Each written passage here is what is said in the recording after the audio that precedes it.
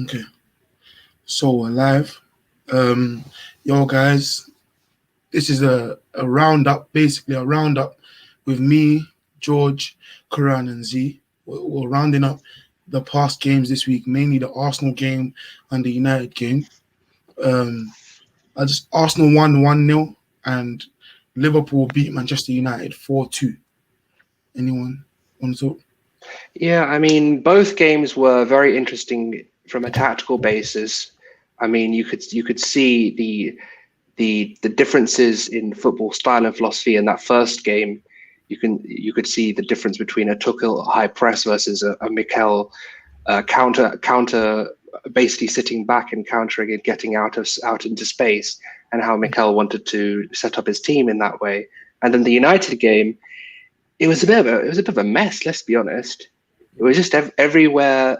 It wasn't. I feel like it was a very disjointed game. Didn't feel like there was a sincere attempt to really retain possession from either team. I don't know if I'm alone in that, but it was a very sort of let's just bomb the opposition as much as possible instead of trying to build through play. It was a very different sort of game than I was expecting. I expected Liverpool to control possession more than they actually did. I think it was a good game, to be honest. It was a very good game. It was a very good game for the neutral. I enjoyed watching it, but if you're looking at it from a tactical perspective, it just felt like it was a very sort of.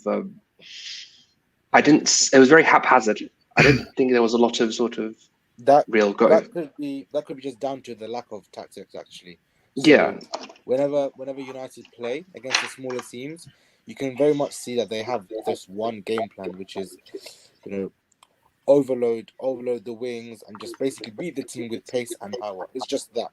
But when it comes to the bigger games, I think Ole Gunnar Solskjaer just gets found out, and sometimes he gets away with it when he plays teams like Manchester City, just because of Pep overthinks his own team too much.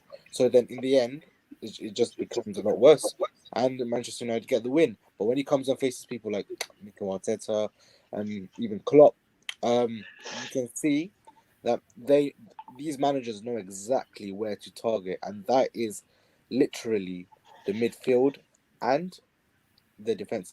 It was there to see, and to be honest, I was kind of surprised by Dean Henderson's performance as well. It was very bad. So all in all, it was actually a very shocking performance from United, really.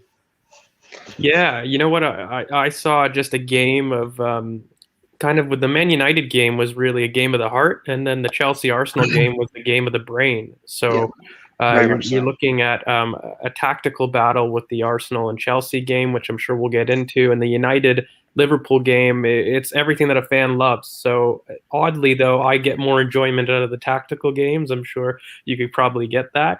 I learn more about the teams and where they want to go forward with those kind of games. But in terms of the Liverpool United game, I think a lot of it rode on emotion. I love Z when you're talking about United's defense. I think everyone can see what Harry Maguire brings, no matter how much I think the quality is lacking there. Ultimately, the impact that he has, and I just want to extend it maybe to Arsenal, the impact that a technical leader has on the team is immense. I think we as fans don't attribute the success to a team as much as their technical leaders, and we really need to. So when you miss somebody that's going to take charge of that progression, both in set pieces off the ball, but also on the ball and bringing the ball out from the back, it takes so much pressure away and opens avenues to expand play. Even if you don't have too many tactics to progress like Ollie does, at least you have somebody to take it out and provide it to your outlets. So all in all, I think it was a great dichotomy, and I'm sure we'll get into the specifics of each game. Which one do you want to dive into first? I mean, it's pretty obvious. We're going to go for the Arsenal game, obviously. obviously. The Arsenal game. Okay, let me just quickly get up the stats of the Arsenal game, just to give people who didn't watch it, like an overview.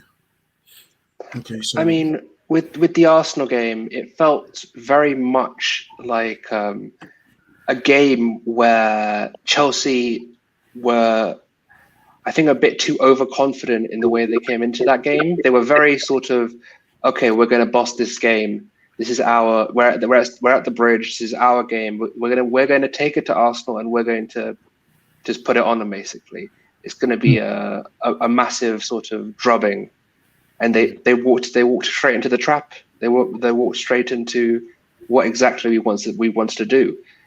And I think the main thing for me was the way that we held out against the press, which is, I mean, in some ways, it actually felt more of a Mourinho performance than an Arteta performance. It felt very much sort of grind it out.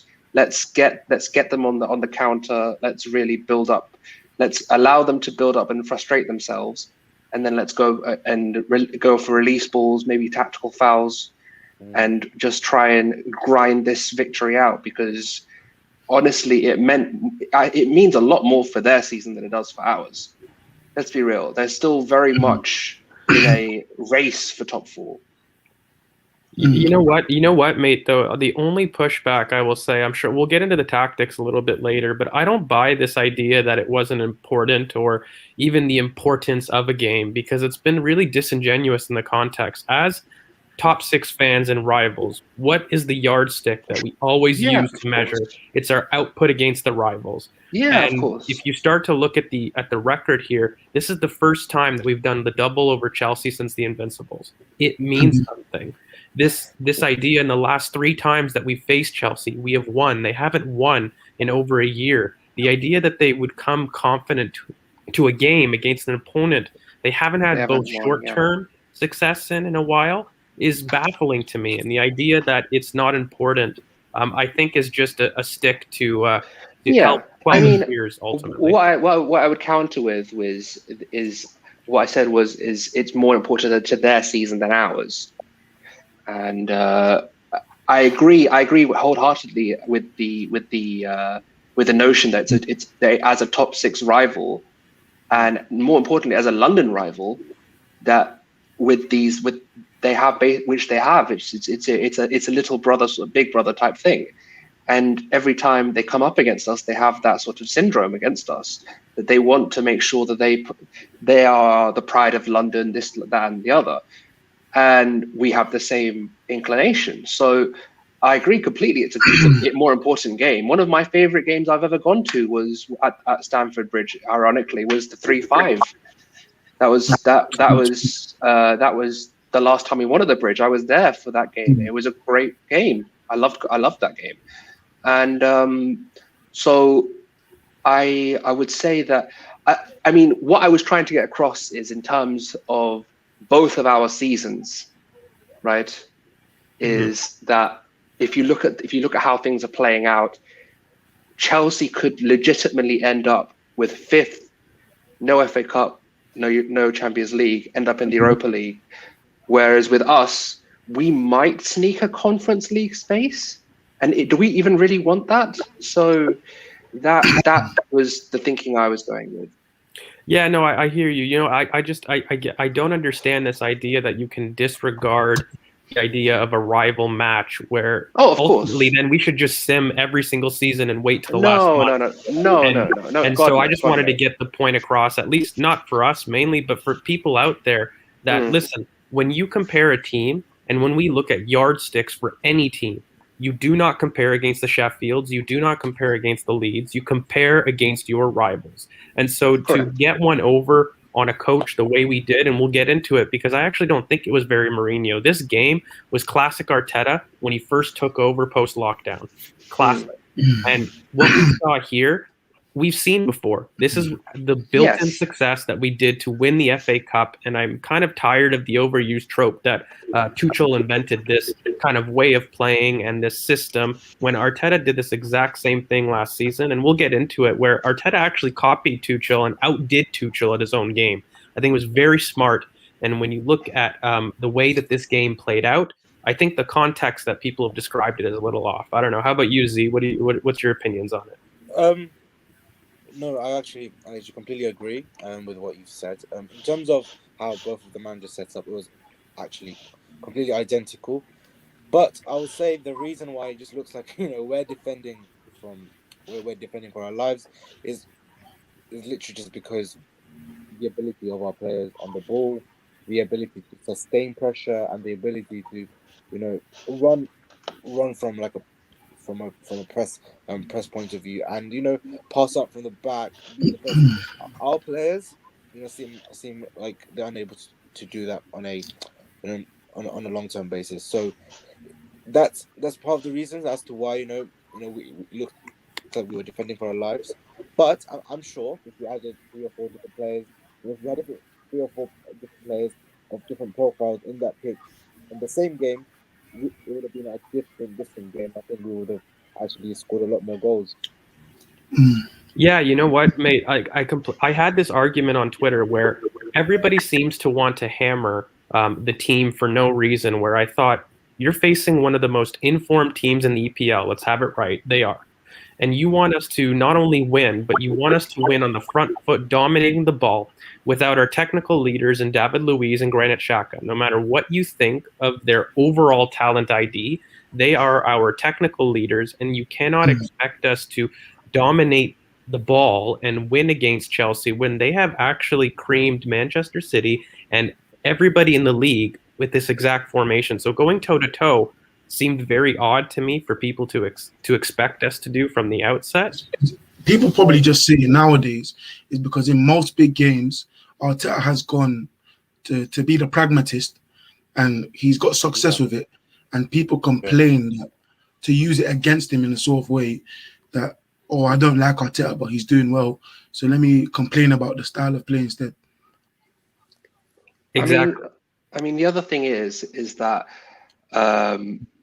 the Arteta out sort of faction of our fan base is very sort of we need to find what works for the narrative. It's not very based on sort of, okay, it's ninth, but what backs up what's the context behind ninth? What's how the season's progressed? What's happened during the season? It's a very sort of, this is the narrative I want. So I will line up the facts to make that narrative possible. And it's not so. I mean, for example, whenever I hear on Twitter this ninth nonsense every time. I mean, when Arteta took over, we were 11th. We finished last season 8th. We lucked. We're not lucked. We played very well in the FA Cup, but we managed to tailor our squad to get to the FA Cup final, and the same tactics as George mentioned as were used today. In a lot of the sense, it was a very organized build up, and that's what I feel like it really typifies this Arteta ball system. No, you're right. And from a broader perspective, I mean, that's how Arteta. What's Arteta done this season? He's tried to test the limits of these players. He's wanted to see who can face the pressures, who can face what Arteta wants in a team. And ultimately, what's happened is he set out the team as a 4-4-3-3, as a 4-3-2-1, 4-2-3-1, 3-5-2. And what have we seen? We have seen consistently bad results, and we've seen good results here and there. In our beloved like 3-4-2-1 or 3-4-3. And what's that? Because these players can only play when there's protection for them, and there's enough players for them to sustain pressure. So now what that shows me is that Arteta now knows which players cannot play in a 4-3-3, which players cannot play in a 4-2-3-1. But ultimately, what needs to happen is those players cannot play for this club anymore. So these players need to be replaced in the summer, and we need to go again and see how far we go. But for now, we need to take the hit because the season is not over yet. The players are still here, but I'm sure that this Arteta system is going to flourish because there has been some good signs. There's been games like, for example, against Wolves, and there's been games against like Burnley, Leicester, where we've seen other Chelsea, United. We've seen the good sides of this team, but the boiling point is so minimum for this team that any bad thing that goes against them, that's them done for the next 5-10 games. It's that bad.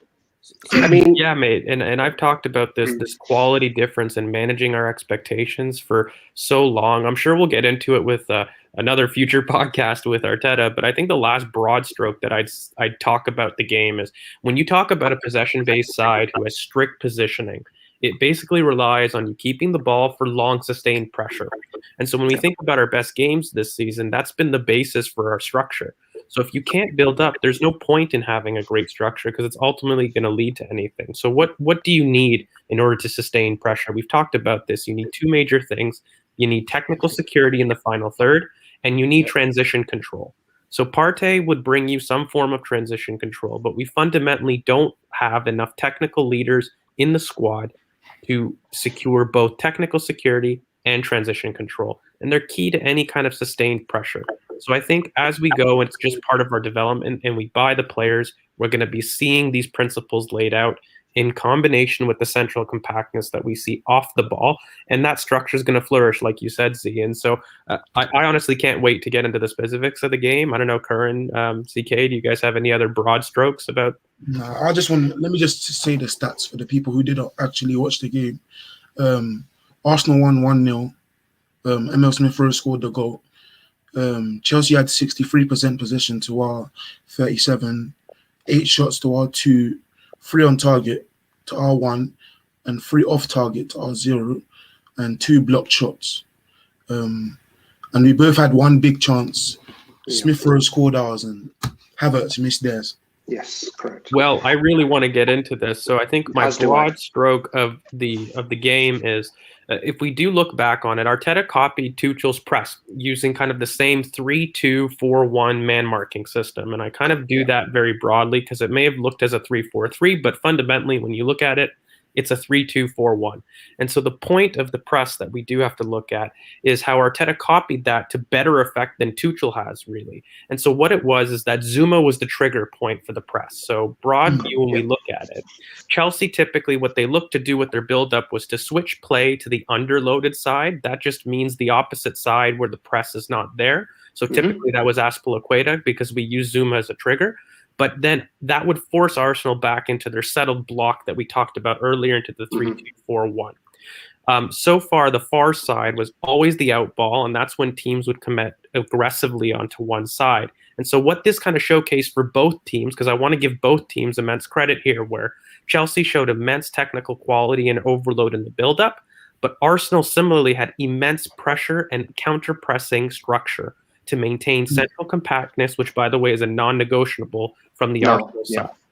And so what it required from Chelsea in the build-up, though, is to reliably play out of those situations, which is why Tuchel had been so effective previously. What I would like to jump on and say is that everything George says is completely correct, but what I would like to add on is that Arteta's philosophy in the press is not to press the man, but is to press the passing space, the passing lane. And that's how I think he's actually outworked Tuchel here, because Tuchel is a very high energy sort of gegenpresser, sort of let's go and get the ball back. Whereas Arteta is willing to let the opponents make their mistakes and and not just go gung ho, let's go for the man, but intelligently fill out passing lanes. So it reduces the ability for the opposition defense to get through the lines as easily. And as George said, I think that's how he out-tacticked Tuchel, because it was an ability to realize that there's more to a press than just energy. There's intelligence that needs to be there, and there needs to be a way of producing a press that allows for the players to not only get the ball back, but not be. They can do this for 120 minutes if needed be, because they're actually intelligently pressing instead of going, okay, I'm going to just run at people. And as long as I run at people, they'll make mistakes. That's one way of doing it, but I prefer this way of doing it. I'm sure we'll get into the goal because I think the way it's been portrayed as luck and gifted by the pundits is so disingenuous. We're going to get into the specifics because I don't think anybody actually watched the goal, and we're going to get into it. But broadly, because I do want to touch on Chelsea, I don't want to make this so focused where it was, I think, an Arteta masterclass. But look, Chelsea had tons of great pressure. They had great build-up, and I did want to say, though, they had 3 major chances if we do go back and we look over. Yeah, of course. So the Havertz chance, let's have it right, though. That's a mistake on Arsenal. That's Gabriel underhitting his pass to Mari, gifting a chance for Havertz to jump in, and Havertz is horribly wrong on the one-on-one. The idea that, everybody slams Martinelli for his overrated goal when your 72, 75 million pound player can't. It's ridiculous. It's ridiculous. That is not EPL adaptation. That's pressure, that's composure, and finishing your chances. So for 72 million pounds or for 10 million pounds, I expect you putting that away. Simple. Yeah, of course. And then moving on, I just want to go over a couple more chances really quickly. The Leno parry when Ziyech crosses the ball and Zuma parries it onto the crossbar, or heads it back, and Leno parries it onto the crossbar, and Giroud has a follow-up. That chance where we had the 2 crossbars, by the way, is a Leno mistake. If you do watch it back, Leno should absolutely be parrying that over the bar. He's there, it's in his space, and he actually doesn't get a strong hand to it. So the idea that it went to Giroud in the first place shouldn't have happened. So their 2 biggest chances were Arsenal mistakes. I want to make that clear. The one amazing chance that I just want to praise Chelsea before we get into the goal was the Azpilicueta chance. And so what we saw there is a classic case of Tuchel outworking our counter press and Azpilicueta overlapping on the far side. When he does feed in Pulisic in, it's a great ball into Mount inside, but Holding is there in a great position. But that is the one good chance I would attribute that Chelsea really opened us up. Really good build-up play. And again, they achieved that through the outlet of Azpilicueta on the overlap, which is where we said the space was going to be if they beat the press. And that, for me, is the main improvement I've seen from Arsenal defending this season, is there's much more positional awareness in our defence than there has been in seasons past, especially under Emery and the last years of Wenger, when it was sort of just, let's just all attack. We're just going to score goals. Don't worry about what's going to go on behind. Just score, and we'll figure it out. And it was a very sort of gung-ho. Obviously, injuries didn't help, and that's a whole other different episode. But the positional awareness of our defenders in general this entire season has got to be something we have to praise Mikel for, because it's sort of you cannot have you need to have structure, and you need to have organization, you need to have the awareness to be able to space out your defenders so you're not clumped and you're not too wide. So yeah. And you know what, mate? The only thing to wrap up here, and I think the perfect thing is to really dissect the goal, because we've talked in broad views about this structure, the 3-2-4-1. You want to get really tactical, yada yada. But what did Mikel do? And I really want to get into the goal because it's a perfect example of how he mastered Tuchel. And so when you look at the goal, what happens? Jorginho gets the ball and he passes it out to Zuma, who is now the pressing trigger. We've talked about this.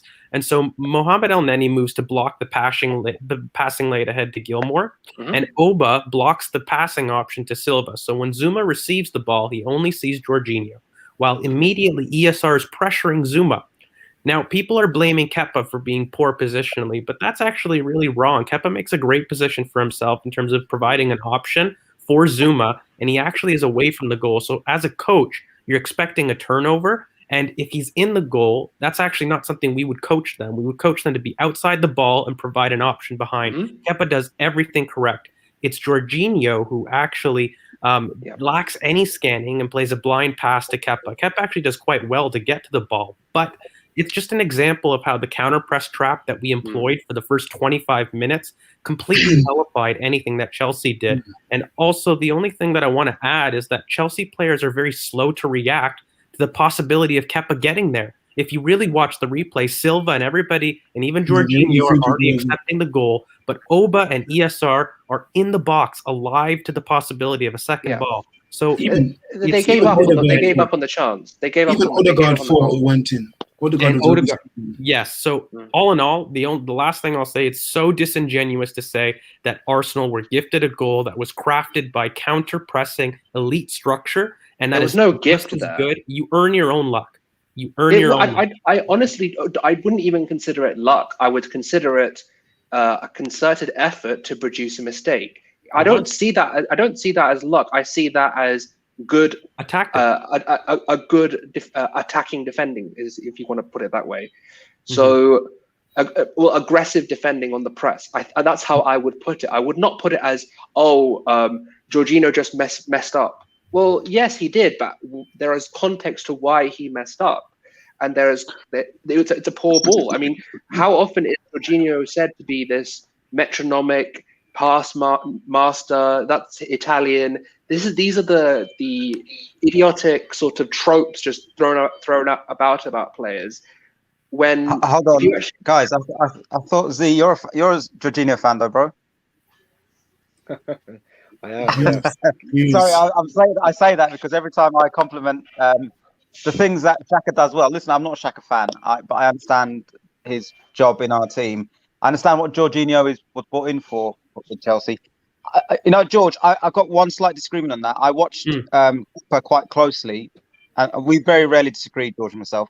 I watched Kepa closely. He ball watched for a split second longer than he should have done. So he watched the ball go to Zuma, and when that ball went back to Jorginho, he should have started adjusting his position slightly, right? He didn't, and Jorginho shouldn't have played the blind pass. That's 100%, right? He's an experienced player; he should know better. But I saw the reason why I think the Chelsea players were slow getting back into the box. Going back to that point you made, was because a lot of them were ball watching, and in other previous games, they weren't anticipating them losing the ball, which is always the case in that first phase play. You have to be ready if one of your players messes up somehow for you to get back behind the ball as quickly as you can. Okay, and I think that's what caught most of those Chelsea players off. We obviously been training throughout the whole of that week to make sure that we were ready for those opportunities if they came around. Right, because I don't think even Man City, when I watched bits of the game, counter-pressed them as well as we did for that opening bit. And during that phase, when we were counter-pressing, if you look at the possession stats, we more or less had 50% possession. We only went back, sitting back on after we took the goal lead, because we were saying to Chelsea, not going to bring on Werner. Have you guys got the tools to break us down? Because we don't think you have. That's what we were saying to them. No, and they didn't. And they even tried to bring on Giroud because they thought he could affect something in the air. And once he did that, Arteta changed it so that we squeezed up more. So there was more space in behind. Yeah. So Giroud was basically nullified because there wasn't space for him to run and attack headers. It was Tuchel finally experiencing a little bit of panic. His first time when things didn't go to plan. This was a time when another coach outsmarted him, and I think he went long for Giroud trying to bypass this press. That's eventually he gave up on a plan, and we just simply squeezed, and it was just a perfect game from Arteta, really, as a coach. It's a win. If you wanted to look at the overall broad view, his structure, this is an example of his structure and plan winning the game for you. Yeah, I mean, the other thing I would suggest is with the way that this game played out, it was a game of it was a game where it was sort of one coach wanted to dominate the game, the other coach wanted to win the game. I think that's how I would suggest. I mean, Tuchel is a very sort of he demands a lot from his players. He wants them to dominate. He wants them to be extremely high energy. He wants them to run. He wants them to be that's how he wants his teams to play. He loves, as we've said before, he loves his press, and he loves having players running. He loves extreme player movement off the ball. He's one that really emphasizes off the ball movement. And if you want to look at Arteta was, I want to be able to say, okay, I want to be able to realize how Chelsea are going to play, and I want to set up against that style of play. So I think it was a case of, Can I say something? What you're describing is basically him being pragmatic. I think what he's realized is the reason why we went back to that formation wasn't to say look, if that was Frank Lampard, I reckon he would have attacked Frank, right? If that was Frank Lampard Chelsea, he would have attacked him. But Thomas Tuchel has been very clever in the way he's tactically set up his team. His idea is to suck teams in and then exploit the space that they leave behind them, right?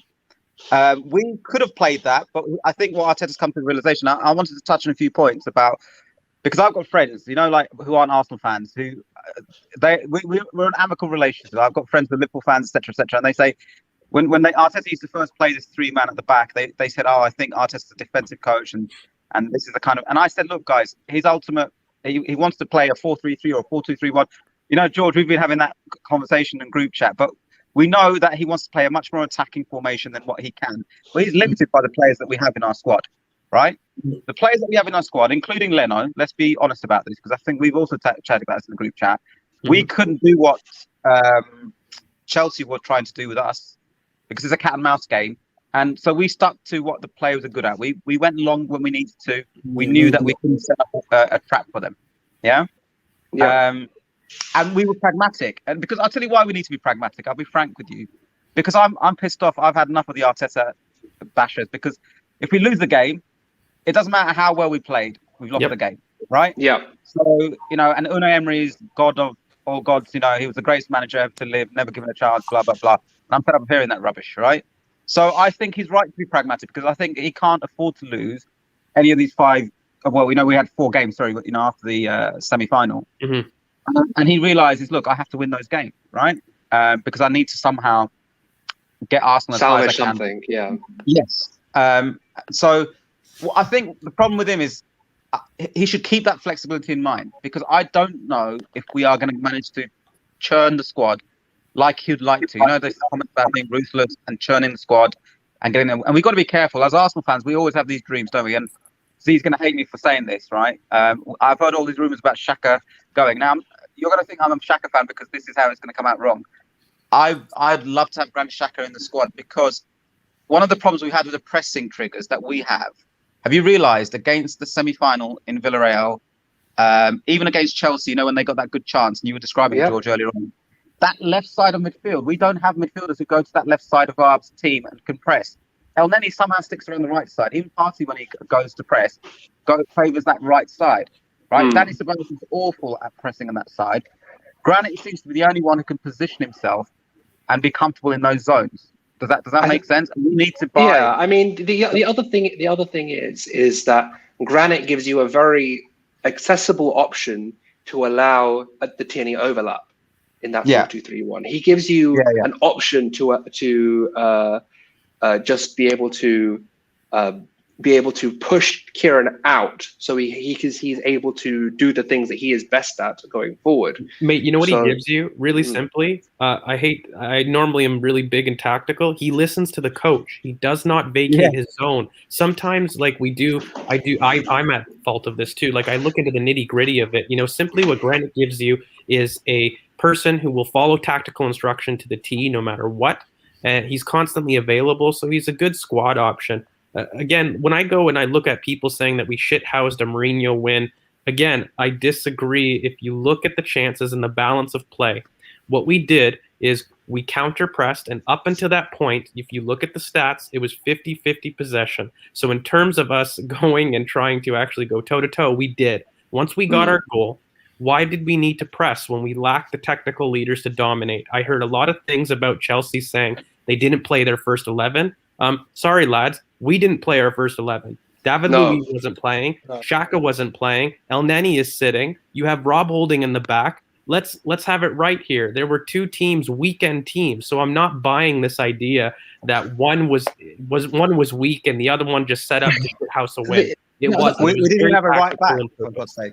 We didn't even have a right wing back. We didn't. We had Saka just sat there and plugged the space. We took our best player this season. We stuck him at right wing back to be able to be pragmatic. Yeah. Okay. So, who did you guys think was the best player that game before we switched over? Emile Smith-Rowe for me. And the reason I choose him is because he did so much work keeping the structure in terms of the counter press. He was vital in terms of the goal, but he was doing that all night and also providing an option on the ball. So for me, that was really the big difference. I think the whole team worked great within the structure, but he was the one person able to do that job, but also break the structure and cause panic in their back line. He was able to disrupt and take 3 or 4 players out of the game while still maintaining that pressing trigger and offering us the best of both worlds in that attacking midfield space. So he was my man of the match. I mean, for me, I would agree that I would have Emil up there, but for me, I think for the game management in that second half, I would actually give it to Mari, actually, because of the way that I was just taking those words out of my mouth, right? Okay. Yeah, literally the way the game changed in that second half, and the way he marshaled our defense to deal with how Chelsea were going gung ho for the game. I would give it to Pablo Mari because of the positional sense, for the awareness of organization of the defense, and I think that's what in the end didn't prevented them from getting a draw from the game. For me, it was Smith Rowe, but for the improvement from first half to second half, I think Thomas Partey deserves a mention. Yes. In the second half is probably one of his best halves all season. And he held the ball well. He countered I forgot who was playing centre mid for them, but anyways, he maintained our ability to not get pressurized into conceded in the midfield in the second half much better than he did in the first half.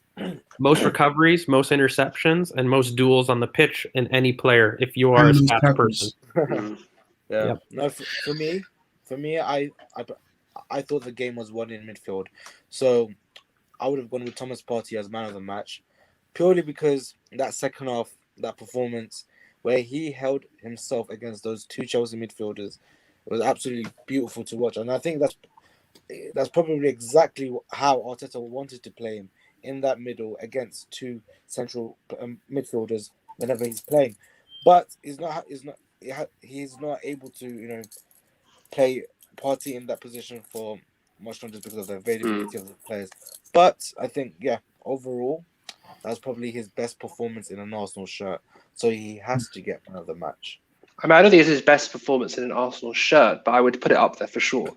I mean, I would look to the United game. United game. Exactly, that was exactly what I was about to say. United game. I think it's because he in the pivot he's playing in. He's the one ahead as the 8 instead of the 6. He's generally played better with El Neni next to him rather than Ceballos or someone else. There's a couple of. Oh, sorry, go on. I was going to be controversial here because you like him as a 6. No. Yeah, let me. Yeah, I'm going to be controversial because look, I'll explain my rationale behind this. That second half was the kind of game that Partey would play for Atletico Madrid up against one of the big teams in Spain. Yep. So he was in his comfort zone, basically. I know you guys are going to probably, if you've seen him, you'll understand what I'm talking about. When we his best performance last year when I saw him and watched him really closely was when Atletico Madrid played Liverpool. Do you remember when they knocked him out of the Champions League? And both games were excellent. And what he did was he covered spaces in front of the defence, waited, anticipated, did his ball recoveries, played everything simple. I think what we've done with him this year, and I think this is where I go back to, listen, George will know this, Karen will know this, CK will know this, Z will know this. I'm a massive Arsene Wenger fan. And he used to do clever things when he used to settle players into a squad. I think what he used to do is when he used to bring a player in, he wouldn't want them to go beyond what their potential is straight away, but to be comfortable within the team at what they're good at and they're already doing in their previous team. And then slowly, when they have to trust the players around them and they understand the system and what the coach is trying to do, slowly evolve the player. I think what we've done this year with him is we've put too much expectation on him to make those forward passes, get the ball into the final third, purely because we were starved of that kind of play from any other midfielder to start off with. And he's made mistakes or he's been sloppy and hasn't played his game in this simple way. Because I think Partey, when he plays the game simple and doesn't try to force things, he's outstanding as a player, right? He really is. And I think the onus, when he played with Granit in a double pivot, Granit has the ability to get that ball into the final third in a more effective way with that less risky passes. But he wasn't doing that until Thomas came and played with him next to him. I started seeing something really negative with Granit. He started playing sideways passes when he wasn't doing that under Arsene I think it started under Unai Emery. I'll be frank with you, and people are going to hate me for saying that, those who are Emery fans. I hope they are listening because that's the truth. Go and analyse his game. And you'll see that he was passing the ball sideways because Emery didn't want to build up through the centre. He wanted to build up through the flanks, right? I think now that when we build up through the flanks with Granit, he does it from the side. But what Arteta wants is he wants players like Man City do to be able to be comfortable and brave to build up in the centre, through the centre of the pitch. I think that's why Emil Smith-Rowe was brilliant, because he was brave. He's young, he's brave. He wasn't scared of threading a ball through the centre of the pitch or receiving it with his back to goal or on the half turn, and that's why it's so refreshing having him there. I get Curran. I was about to say, if Emil Smith or Thomas Partey either of them could have got man of the match, but Curran was right in saying that Pablo Mari did what he done. As always, he was under the radar, but I thought he was a star at the back. Particularly when it goes back to CK's point about, when Giroud came on, he stuck to him like glue. He didn't allow him to have that little half-yard space that he needs to turn or to play a pass off. Yeah, that's his game, mate. I think probably the first half is just a little bit what marred it for me, because I do think he was poor both positionally and he didn't help out Gabriel a ton. So that's maybe a little bit for me. But just to touch on the Partey debate, because I know this is probably the one time me and Nam also disagree on it, because I think where you see Partey is key to how you want to make this team work. And I think that's a really important point. So I don't want it to get across where he can't play six, because he can. So we have two big sample sizes when Rodri was there and when Rodri was not there. And both times I would argue he's had world-class seasons. And sometimes maybe it goes into what you subjectively like as a player, whether you're more of a lone or a double pivot. But for me, why I see Partey as an 8 is where he actually destroyed us in the Europa League. That's where I felt he was at his peak and his best, where I liken him to a Thiago. And he's somebody that, you need to give freedom to kind of be the chaos merchant and dictate the play as he sees fit. I don't want to restrict him to a sitting role. And I actually think even in this season on a whole, rather, you've seen him as a lone pivot probably best in West Ham, but I'd argue his best performances more consistently have been as an 8 when he's had actually, ironically, El Neni as a partner. We've actually seen him probably flourish the most. We have more sample with that.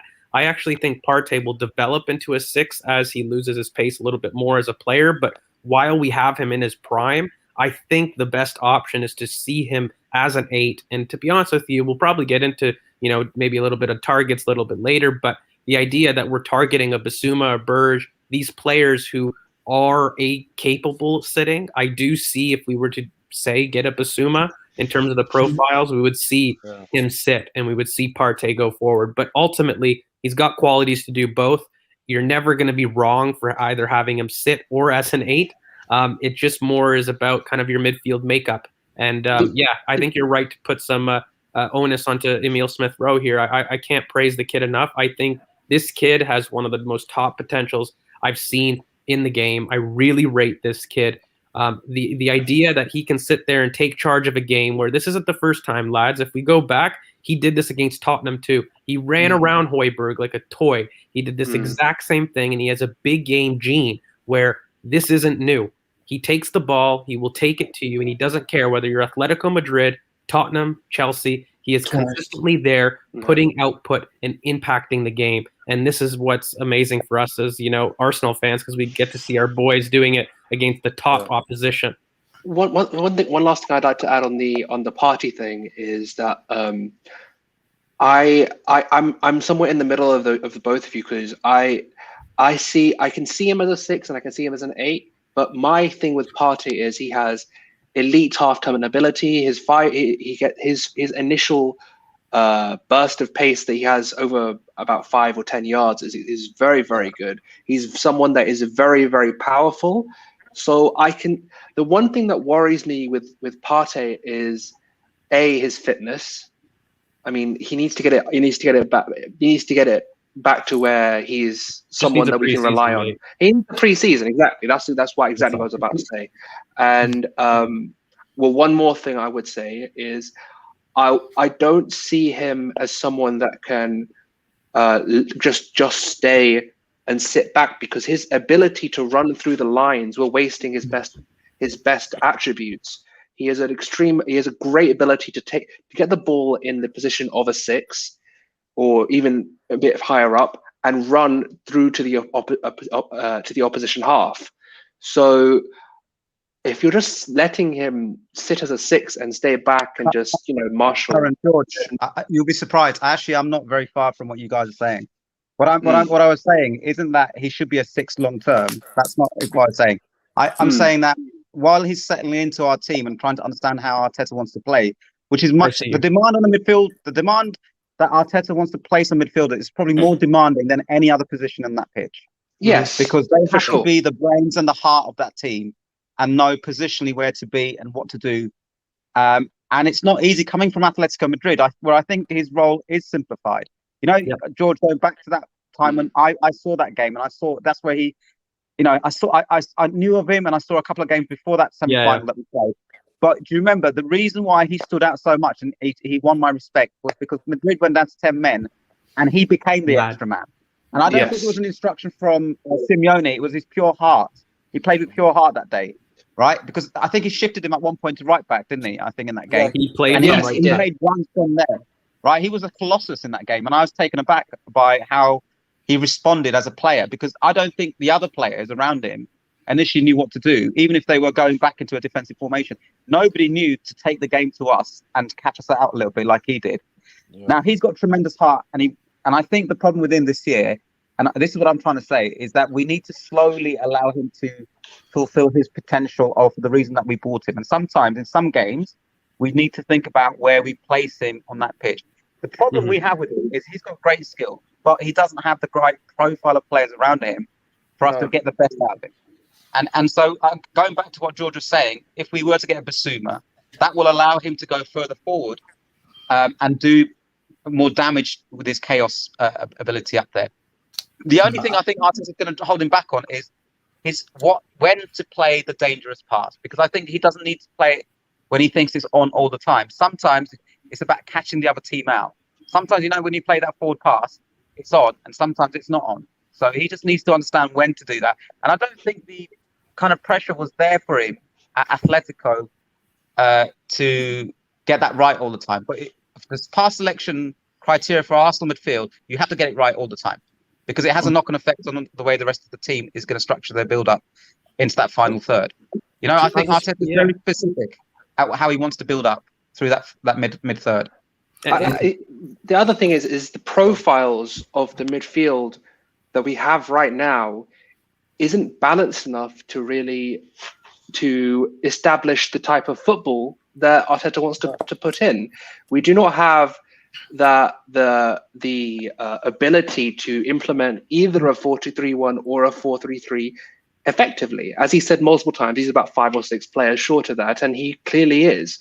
And I think this revisionism into, he should be top 6 this year, top 4 this year, after when was the last time he finished top 4? It was before even Wenger was there. I mean, there's the revisionism that is around, and the short-term foolishness that is actually around our fan base at this moment. I find extremely irritating and annoying, but it is what it is. Before we switch to the United, Z, you were going to say something before maybe we go on to the United game. We can wrap up. No, I mean, all I wanted to say is I think it's just very unfortunate on Thomas that he's had to come into this dysfunctional midfield. I think ideally Thomas would have been the player that is the last puzzle of the jigsaw, but he's actually coming as the first piece. So what we're seeing is we're trying to find out where Thomas fits in this team, and I think as time goes on, we're going to see how this midfield evolves, and you can see that our targets in Bissouma, we were looking at Sumari, we were looking at Camavinga, we're looking at Berg as well. So what's happening is we're trying to get in midfielders that can operate in different positions in midfield, and not just not just force Thomas to play the 6th position or the 8th. How about Thomas plays all the positions in midfield, and all the other midfielders that we're targeting, they can also operate in those positions in mid game. So I think that's how we're going to see that midfield evolve. I think we could look at the Liverpool system, how the Liverpool midfield play, and see our midfield evolve in that way. Or we could see how Manchester City, how Manchester City's midfield look. I think it's just matters on who we sign in the summer, but very very quickly we'll see Thomas actually being the most important player in our midfield, and ultimately I think Xhaka will be the one that takes the hit. Just because of that. Agreed. Okay, Yeah, this Yeah, team I is agree. moving. This team is moving past them. I think, guys, definitely we're gonna have a philosophy podcast to get into these nitty gritty. So don't worry. The 4-3-3 and 4-2-3-1 debates are soon coming. I'm still in my corner. Yep. George, who are we getting for the 4-3-3 bit? Is current 4-3-3? Is that? I'm 4-3-3. Yeah. Yeah, he is. Listen, 4-3-3 I'm false in between. nine. I'm not because I love you both, but I'm in between. I think he wants to be able to be flexible both. depending on Yeah. the situation of Yeah, the of game. course. Right? But I know I that's think a 4-3-3 podcast. That's Yeah. a whole episode itself. Don't worry. Yeah. Right. and Okay. so- Don't worry. I'm ready. I'm ready to sort of bridge the gap between the 4-3-3s and the 4-3-3 people.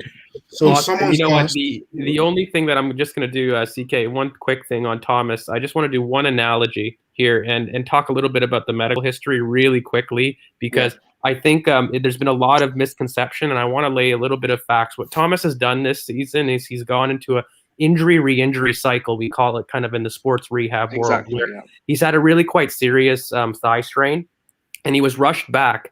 And, it wasn't a mistake on the physios. He's passed his daily stress assessments. But what happens is you're vulnerable to weakness in your glutes and in your hamstrings following these kind of strains. And so what happened is he actually strained that thigh again, and he got into this, what we call in physio, an injury re-injury cycle, where he'd never had time to fully recover. And so this is why when we talk about him needing a preseason to get to his full potential, just physically, he's not been at it the entire season. It's not a long-term issue, but he just needs to work through it. Just finally on the midfield, what I liken this to is a manual car. So anybody who will drive a manual car knows that you need your clutch and you need your gas. And these two things in a wheels, they need to be perfectly matched so that you don't stall and that you don't stutter. What is happening right now is the wheels aren't matched because we don't have them lined up. And this is because we simply don't have the profiles. All we need are those two wheels to line up, and you're going to see the car function a lot more properly, and we won't get any stalls. So to get away from those poor analogies, maybe, CK, you could take us to the next game, unless anybody has last Just before thought. we switch to United, someone's quickly asked, who do you think is better, Burge or Sumare? And I think everyone here has the same answer. Everyone knows the answer to that one. Everyone knows the answer to that. Everyone's answer, vicious, will be probably Sumare. Yeah. Very easily. Very, very easily. Okay, I mean, just to quickly touch on that is the problem that I have with Burge is that I don't think he is someone that is a starter quality midfielder. I don't think he's someone that will start in our midfield. I think he would be a good rotation piece, but going forward, we are looking for players that have a better profile and a better fit to start in our team than Sander Burge. Whereas Sumare is the six we needed. He is literally the six we needed. Okay. George, do you remember we did this on the chat yesterday? I pushed George to play devil's advocate because I think, look, we can all have our biases. We do in the group chat. Yes. We all wanted Sumare. If it wasn't going to happen, we one of the questions I posed to George was, okay, let's imagine we're the coaching team and we're looking at this. We've decided to rule out Sumare, and we'll look at the reasons later. First of all, we need to think why do we need that profile of Berg over Sumare, and what does he bring to the squad or the team?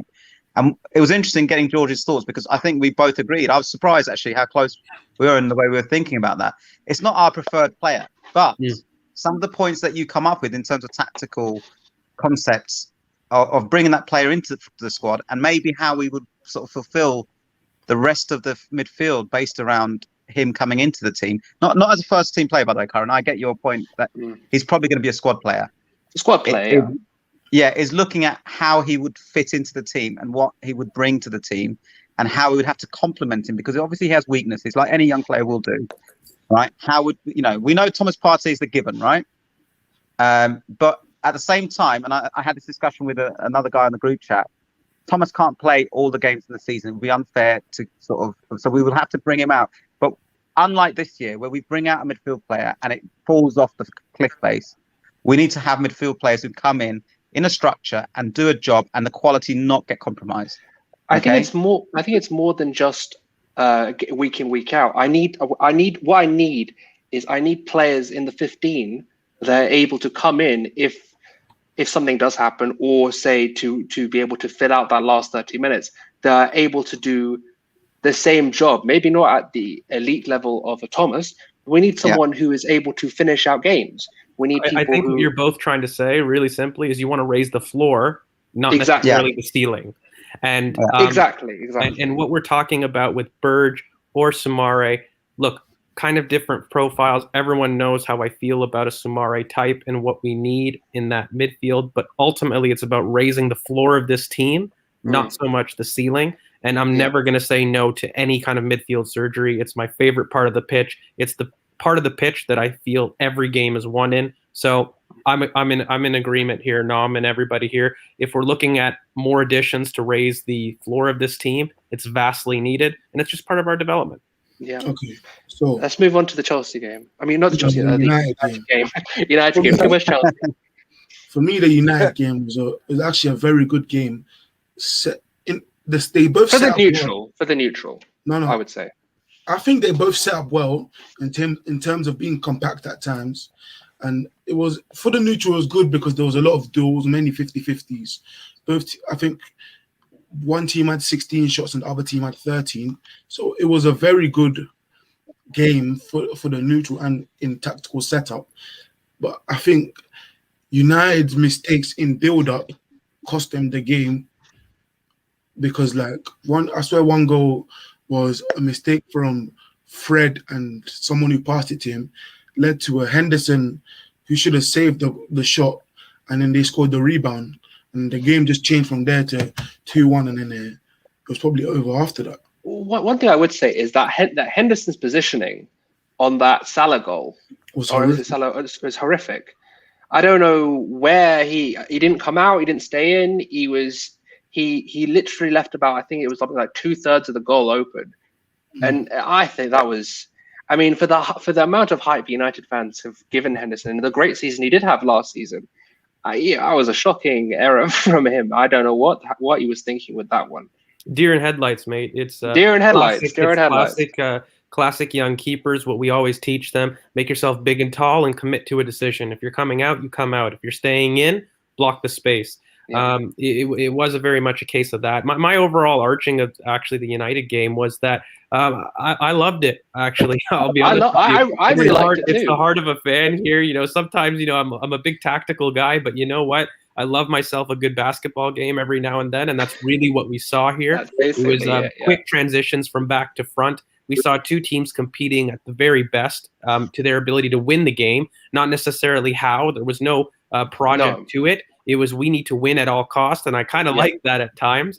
The only thing I will say is I really think United, if I had to criticize United in terms of their season, what they really struggle with, ironically, is set pieces, despite being quite a tall team, which is really quite ironic if you would actually take a look through their team. That's probably coaching setup. It's probably coaching. They lack one. And so we'll talk about this in a future podcast, maybe as soon as tomorrow. But what they really do need is actually a set piece coach, but also it's why Harry Maguire is such a big loss, lads. It's not just the progression, it's his leadership on set pieces, and they were a mess on set pieces all night. For me, I think the main, obviously Harry Maguire is a big miss, but for me, I think what United lack is the ability of someone to, I would say, an Ndidi type player. I think that's what they are missing at the moment. Someone who's going to break up and move play. And I feel like they have a lot of players going forward that are excellent, the likes of Fernandes, Cavani, Rashford, etc. They have a lot, but they don't have someone, because Matic isn't it anymore. He's too slow. Yeah. He's not able to progress the ball. A young Matic, basically. I mean, if you look if you look at the profiles they've got there, neither Fred or McTominay are what we call true DMs. No, right? Having to sit there, because how do you fit in Pogba and Fernandes if those two don't sit? And I think I didn't even mention Pogba. Man United supporters, they will say that they're pissed off with having two midfielders having to sit in front of the defence to protect them. When in Literally. reality, they probably prefer to just Yeah. have one. But then they don't have a balance in midfield. Funny enough, this is interesting because if you look at Man United versus Arsenal midfield players available, they have a bigger group of midfield players to choose to pick and choose from than we do, right? Hence, that's why I think, honestly, they're up there. Plus, because it makes their attack more functional because they can pick the right profile of midfield players put together. I think But the one profile that's they miss is the defensive midfielder, you know? I think that's what elevates Manchester United. I think it's their midfield. I mean, if they look recruit in the summer, I think that team elevates to a much higher level because I was looking at the Liverpool Manchester United game and I saw Ole trying to tinker with that midfield with Fred and McTominay, and then in the second half he brought back Pogba into that central position as well. And it just felt like they still do not know how that central midfield works for them. I think it's just purely off, the space of the game and how See, the how pressure they have, the pressure they have, bro, is I think they have these big names and they have to fit them into the team, right? Yeah. Because they haven't brought the profiles that they've got, like Bruno and Pogba. They've had to juggle them around in different systems, and then they don't have a proper DM that has got the legs the last 90 minutes, so they have to put in Fred and McTominay to make up that miss. And they have no one who plays well on the right. In the midfield area. Yeah, the other thing I would say is their balance going forward they don't have a balanced forward line, and they're very left centric. They're very left centric, I feel, and that's why I think they're going after Sanchez so heavily because they have such a deficiency on the right. I have a weird opinion. So on United, I think they should go back to their roots. We're talking a 4-4-2 diamond. And we're talking about going down the sides. If I were to fix United, I would buy them a Rice, a Koundé, a Kareem Adeyemi, and Kane. And what I would have is a straight diamond in the bottom. So you have your Bruno and your Pogba, but they're surrounded by a Kane and a Rice who can do the running for them, both at the top and the end of the pitch. And you need to make Marcus Rashford an inside forward. If you're trying to keep these guys, you can even put Greenwood on the right wing and have him as an inside forward. I think Sancho is a big mistake for them. It doesn't solve their most immediate needs, and I hope they actually do it because I think they'll waste a lot of money in doing what they normally do, buying names to a profile that doesn't fit. I think Kane is the smartest thing that they could do in the summer. Kane and Declan Rice for me. Kane and Declan Rice would be very smart for United. So basically, what you're saying is you would prefer a 4-3-3 false 9 for United. Or United. I'm a 4-4-2 diamond. To build on what they already have, because they already have very good inside forward in Marcus Rashford, and they do have a very good inside forward.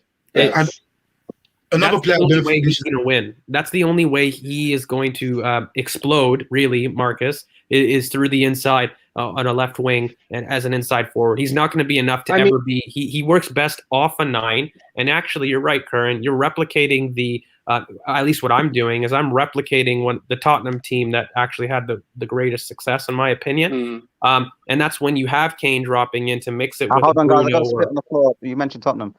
Yeah, I know. Sorry. So I'll use a different example. The idea of a United of old, looking at the wings, 4-4-2 diamond runners, and this is going back to their roots. And I'm no United fan, but if I was them, I would like to see a return to that philosophy, and you got to promote that. I mean, for me, I feel like if I'm United, I just don't trust Kane's fitness. I don't. I would personally, if I was them, I would be looking at Bamford over Kane. That's just me personally, because I would like someone who's actually available 38 games for them in a Premier League season. They already have players forwards who aren't necessarily clinical. So to buy Bamford, you just be wasting more chances. Yeah, but the thing is with Bamford is if you're going to be playing inside forwards, you would like someone like Bamford who's going to be able to get it into them very very well. And the best version of that is available this summer. Yeah, but is he going to be available for 38 games? Listen, we're debating for Man United who they should get. The truth is, this is the bottom line question: does Ole know what players to get in himself? No. Has he ever known what players to get in? Because the Van der Beek signing must have been the worst signing I've seen last year. I would have loved him. I would have loved him for us. I think he's a good enough 8 to put in our midfield. I do like him a lot. Ajax Van der Beek. I don't know what he's like now, but Ajax Van der He's Beek a shell would of have a player been now. great. But I'm just saying.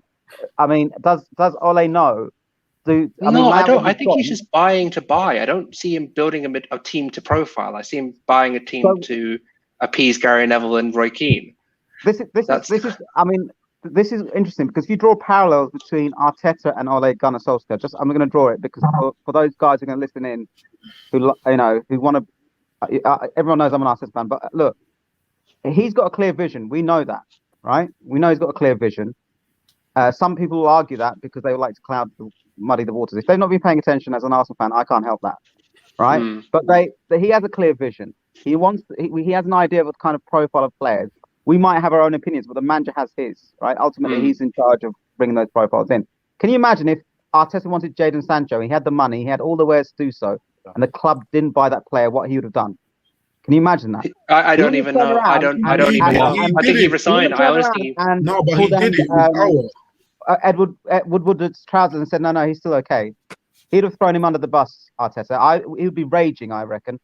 Right? He would not be happy if we had the money and we had the wares to buy a player like Jadon Sancho, and he desperately wanted that player in that team. Right? The other thing is, CK mentioned Aouar.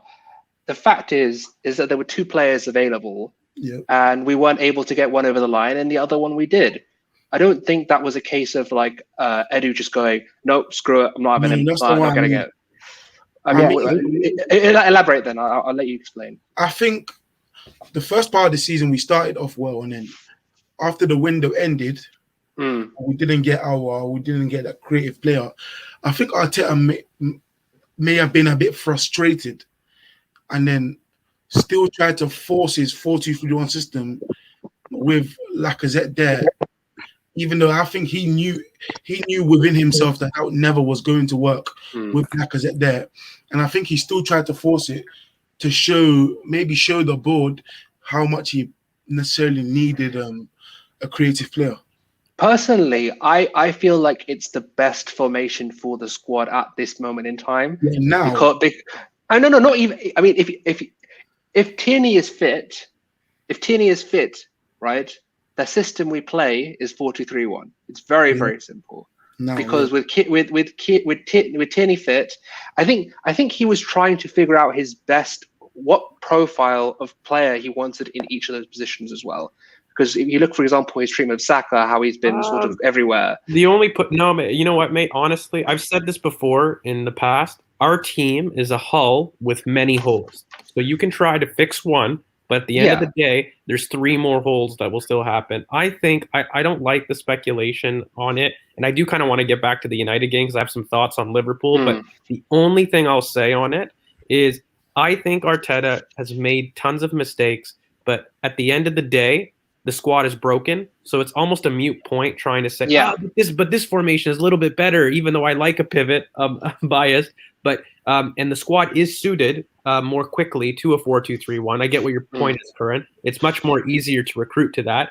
But again, it's a squad with multiple holes, and we're just trying to patch up in different ways. I don't think he did the best, like you said, CK. But maybe just to bring it back to the Liverpool United game, we talked about United and what I would do. In terms of Liverpool, there's been insane hyperbole about how bad Liverpool have been, and I can't sit here as an objective person and claim that Arteta didn't have the tools and Liverpool didn't have the tools. I think the idea that Liverpool won't be back or are suddenly off ridiculous. It's ridiculous. It's absolutely ridiculous. We've talked about leaders at the back, and they've had they lost theirs. Especially if they get Konate next season as well. Well, even forgetting Konate, what they have on the injury table right now is a significant impact to absolutely anybody. And we're talking about the best center back in the league by far. All of their center backs. The only thing that worries me with Liverpool is that midfield balance.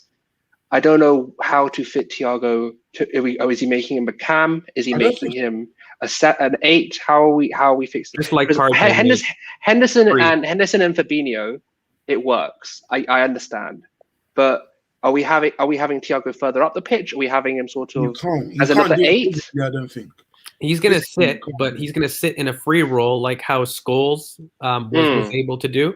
And you're going to have to surround him with runners and box-to-box presence to let him do that. And he needs the Virgil van Dijk and the Gomez from behind to step up and help him athletically. So you surround a Thiago with a 4-point system, I call it as a coach. You need your two box-to-box ahead, and you need your center backs behind that are able to defend a high line. By the way, hence a Kanade link. Wink, wink. Like it makes sense. Yeah. They're trying to defend from the halfway line, just like we are. But from a Liverpool's perspective, I just want to touch on it. The idea, we saw a lot of what was best about them in the game, I believe. Yeah. We saw the return of Trent Alexander-Arnold, who was clear man of the match. The idea that he can't be selected for England was ridiculous from Gary Neville, and everybody in the punditry are actually off their rocks, in my opinion. I don't understand. The lad is next level, and he's definitely going to move into midfield, by the way. I do see Trent Alexander-Arnold actually being that right 8 that they may look to need. But they have Curtis Jones right now, who's also filling a great role for them. The only thing I want to say is that we actually saw a return to their transition play, and that was because, and their press. And so a big reason for that is because they look to shuttle the ball out wide as quick as possible, whereas before I felt that they were trying to appease Thiago too much, looking at a possession-based approach, where they kind of left their trademark and their bread and butter. So it was a two-pronged approach. You lost your identity in terms of A, what made you successful, but B, you lost your leaders, which is a big thing. The other thing I would say is I completely agree, obviously, with loss of Van Dijk, loss of Gomez, etc. The defense has been decimated, but the one thing I would put on Klopp is there has been a bit of a defensive naivety in some of these performances. Like I know there's off games, everyone has off games, but the one game I always remember this season, if I'm talking about Liverpool, is the Aston Villa game, and the extreme line they played. I mean, it was ridiculous. If you have Grealish and Barkley running past you constantly, surely you pull that line back a little bit. I mean, the in-game management there I felt was a bit naive, and they just thought, you know what, we're just going to go for it, and we're going to impose our game, and we're not going to adapt to the game at hand. And I don't think, obviously, I regard Klopp as an extremely competent, probably the first or second best manager in the league at this moment in time, right? Because the Arteta will be there soon, don't worry. But the thing I would suggest is that the way that he set up in that game, and the way he set up a couple of times. I mean, if you don't have the players for that line, you cannot implement that line and expect to just win. Against the Villa game, everyone was there. Yeah, that's my point. That's my point. Is that everyone was there, and that the line that was coming is too high. So I drop back and regain control of the game. But wouldn't you look at that Villa game as a one-off? Because I haven't seen. Yeah, that's why I led off with it's a one-off. But that's what I'm saying. Is that's my point. My point is if you're going to have players, if you're going to have players that are, if you're going to implement your style of football, if it's not working, it's not working. You have to change things. Yeah. And he showed that was a bit naive on how I felt. Guys, I've got a controversial point here. As I want to bring controversy into the conversation as usual. I've got loads of Liverpool fans who are friends, right? And when and we got a WhatsApp group, you know, we still obviously play football together and stuff. And the thing that, and I agree with this point. A lot of I've got a couple who are very intelligent. I'll give them their dues. And a lot of the times they complained this year, it wasn't really about their defense. It was about their attackers.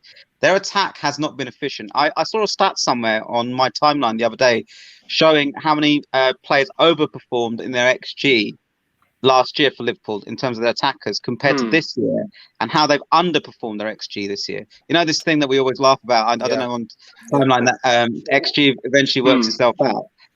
If you look at their attack has been woeful this year. There have been times where they've been secure in the game defensively, and they've had chances, but they haven't put their chances away.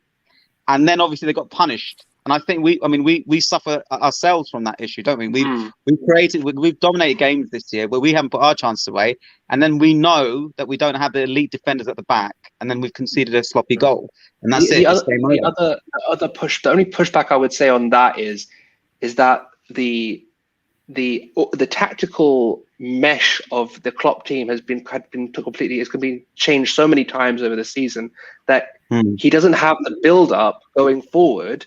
It's what I said before, mate. He yeah. catered to Thiago instead of playing Thiago into his system. But I'm really glad, Nam, you brought that up, because it's not just a Liverpool problem. Guys, extend it to the league. Let's look through this right now.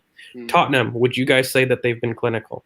No. 100%. They were Well, Chelsea. They were under Mourinho when he very. They were earlier in the season. They were too clear. And we have to look at the season as a whole.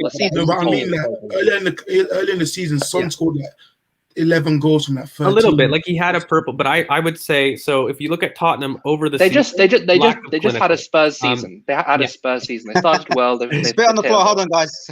Exactly. So don't worry about it. Sorry, I should have led with them. But Chelsea, same thing. Lack of clinical edge.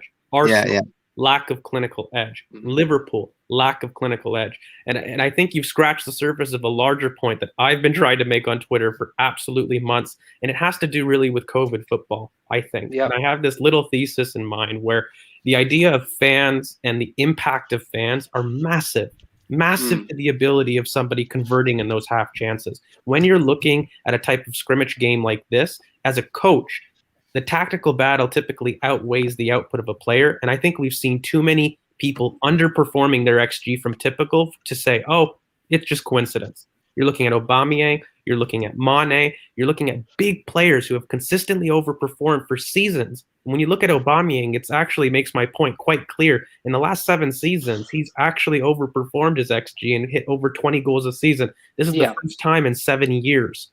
And he's just the extreme of my point. But I think what I'm getting at is you're seeing this in kind of COVID football. I think it's actually kind of a consequence of this, where we saw the lack of a home game advantage. But I think it actually suits the midfield and the defenders this game, this type of game, the lack of emotion swing. It actually suits them, and it actually hinders. For sure. Because it allows the midfield to defense to be not. Defenders don't want the emotion. They want to be able to carry a sort of stable sort of environment to be able to sort of focus throughout the game. And in midfield, they want to be able to think their way through the game. Attackers rely on emotion because they rely on that instinctive movement, that final third thing that you can't coach to players. You know, they thrive off the chaos. They thrive off the chaos, and when you can control the narrative, you control the game. That's what I always say to my young players. So the other thing I would just like to say is that with no fans, it's easier to communicate between players, and it's easier to organize your defenders in your midfield. So you are increasing your ability to get your message to the players that need to be the most organized. So, and I mean that's kind of been my big point throughout lockdown, where criticisms. I think every Big Six team, including City to a certain degree, have lacked a clinical edge, and of course they don't have a striker. But I would say it's a Big Six problem, and you don't see that with the middle teams as much. They're actually taking their chances far more, and this is actually part of my thesis why this season's been so crazy. And why I feared the mid-table teams more than the top 6 teams. Because I've said, without fans like this, you're going to be looking at the output as being significantly impaired in a top 6 team versus a mid-table team. But George, I didn't want to get... I'll tell you one other factor that comes into that. If you're a top 6 team in Europe, whatever the competition is, and you're playing a West Ham or you're playing an Aston Villa, who aren't, the fact that they've got a chance to rest their team and then play with a higher intensity is a huge factor when you play teams. Because the problem with maybe us, the scum across the other side, right, is our squads aren't complete for us to be able to compete on all fronts. And rotate players. That's why Man City have such a huge advantage. They've got such a big squad. They can make 6-7 changes, and the drop off is not as big as it is with a squad like ours. It's like saying before, you're raising the floor. Raise the floor, exactly. Yeah. So who was your man of the match for the Liverpool game then? Firmino, wasn't it? 2 goals. Trent Alexander-Arnold, clear for me. Ran the show from right back. Did the thrust and actually returned, for me, the identity back to what made Liverpool great again was their use of the fullbacks again. So I've got to give it to him in terms of his overall impact. To be honest, I'm gonna take that back because it's the kind of superficial punditry that I kind of hate. Oh, he's got 2 goals, man of the match. If I'm gonna say man of the match, Trent is a good. Trent maybe. If I was actually thinking about it instead of just being reactionary, it's probably Trent. Yeah. Okay, you guys are picture. Trent's was very good, but I'd probably say maybe Genie, Wijnaldum, because I think Liverpool's progression in that game was much better than what it's been throughout the whole season. I think Wijnaldum was very crucial in helping them spread the ball, like you said, to return to their basis. So I think Wijnaldum was probably their best player. Which was ironic because I think if you ask Liverpool, I don't have too many of them fans, but my one critique is actually Wijnaldum's lost that all season. I think he's really lacked being incisive between the thirds. But no, I'd agree. I think he's a good shout. Z, Nam, do you guys have any others? You know what? To be honest, guys, I've agreed with most. It's very difficult. You know, when I hear like everyone else's views on the players, I set up with one player in mind, and someone talks, and I think I get swayed by them. Just like when we were trying to talk about who should get man of the match. Yeah, all of us had some really good, valid points. You know, and I found myself agreeing. Right, I'm probably the worst person to ask for man of the match, guys, because sometimes I watch a game and I think different players doing roles within the team, what they've been asked to do. It's very difficult sometimes to know exactly who's done that. Only the coach will have an idea, in my personal opinion, when in terms of how they want to execute the game plan. It was a difficult game to analyse, but yeah, I mean, I could have given it to Trent. I do agree that Wijnaldum needed to play better because he hadn't played better in a few of the other games. He was getting criticism from Liverpool supporters. I know because, as I said, I've got lots of friends with Liverpool supporters, and they were being very critical about whether his mind was actually at the club anymore or whether it was somewhere else. So I think the dropping of Mane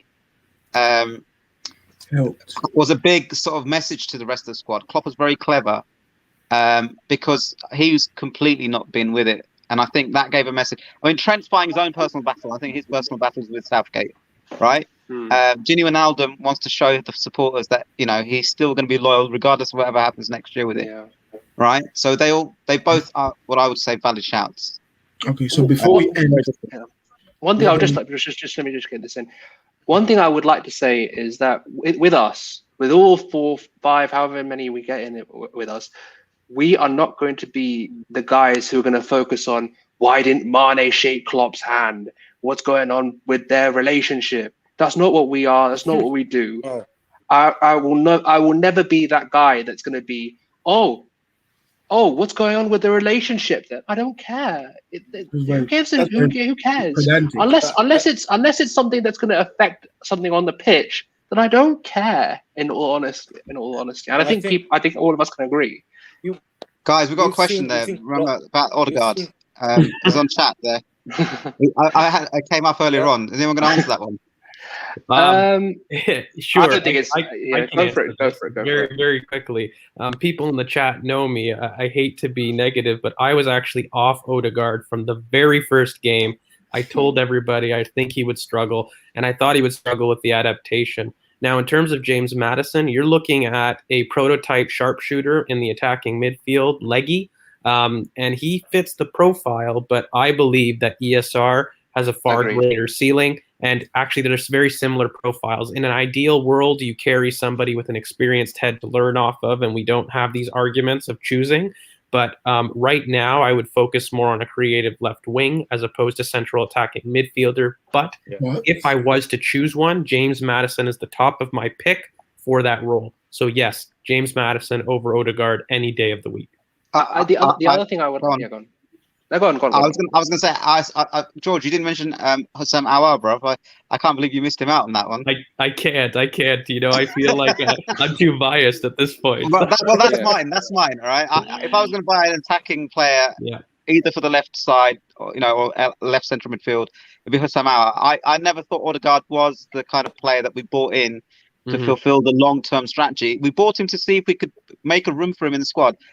I went with George. Remember, George, you were saying when he was playing really well and I have to give you props to this because at one point I was getting swayed. Do we buy this guy when he was on playing really well? Because I was hoping he would carry on in that vein of form. The couple of good games that he did have. I would say though, now on reflection, that Hussam Aouar would be more tactically the kind of player that we should go for. James Madison, I don't think you're right with the ESR profile that we need a player like him, but our brings a different profile that we don't have, and he adds so much. He would add so much to our squad. I can now see more than I did in the summer what his addition would bring to our club.